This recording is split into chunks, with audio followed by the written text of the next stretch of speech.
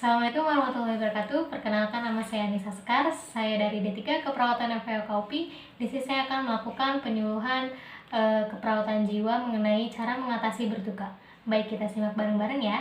Nah, apa sih pengertian dari berduka itu? Nah, untuk pengertian dari berduka ini yaitu respon emosi yang diekspresikan terhadap kehilangan yang dimanifestasikan adanya perasaan sedih, gelisah, cemas, sesak, nafas atau susah tidur dan lainnya. Berduka pun merupakan respon normal pada sebuah kejadian kehilangan. Nah, apa sih penyebab dari berduka ini? Nah, untuk penyebab dari berduka ini, kondisi berdukanya dapat ditimbulkan beberapa situasi. Yang pertama yaitu kematian anggota keluarga atau orang yang berarti. Lalu yang kedua ada antisipasi kematian keluarga atau orang yang berarti. Lalu yang ketiga ada kehilangan pekerjaan seperti pekerjaan atau objek atau status atau bagian tubuh yang kehilangan ataupun hubungan sosial. Lalu yang keempat ada antisipasi kehilangan, yaitu kayak tadi berupa pekerjaan, objek, status hubungan ataupun bagian tubuh yang hilang gitu. Nah, selanjutnya tanda dari gejala berduka ini apa gitu kan. Nah, di sini ada beberapa tanda dan gejala berduka. Yang pertama itu dia merasa sedih, dia merasa bersalah atau menyalahkan orang lain, tidak menerima kehilangan, pola tidurnya berubah, tidak mampu berkonsentrasi, marah, panik, dan lain sebagainya.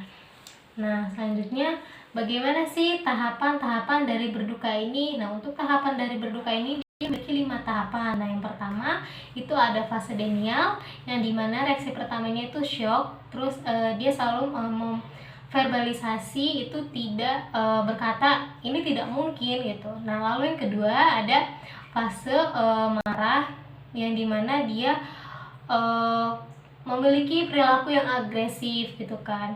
Lalu yang ketiga ada fase tawar-menawar, yang dimana dia mengatakan kenapa harus terjadi pada saya gitu kan. Nah, lalu yang keempat itu ada fase depresi, yang dimana dia menunjukkan sikap menarik diri, tidak mau berbicara gitu kan, terus selalu menolak apapun yang dia tidak mau gitu kan.